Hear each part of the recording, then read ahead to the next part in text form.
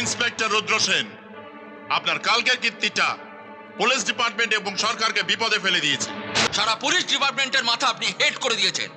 Media পুলিশকে বলছে registered murderer. এই দেখুন, এই কাগজে দেখুন, এই কাগজে পণ্ডিত অজয় সিনহা সরকারের কাছে জানতে চেয়েছে কি কারণে পুলিশ তার শীর্ষকে গুলি করে শেষ করেছে। আপনি স্বীকার করুন যে রাগে আপনার মাথা ঠিক ছিল না, তাই ভুলবশত বন্দুক থেকে গুলি বেরিয়ে ওর বুকে লেগেছে। মাথাটা আমার ঠিকই ছিল স্যার, আর বন্দুক থেকে গুলিটা বেরোয়নি, আমি নিজেকে বাঁচাতে ওকে গুলি করেছিলাম। আমাদের এত বোকা ভাববার কোনো কারণ নেই ইন্সপেক্টর রুদ্র সেন।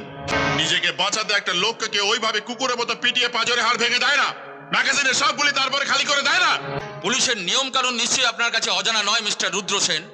আপনি নিশ্চয়ই জানেন যে হামলাকারীদের প্রথমে ওয়ার্নিং দিতে হয়, তারপর শূন্যে গুলি ছুটতে হয়, তারপর পায়ে।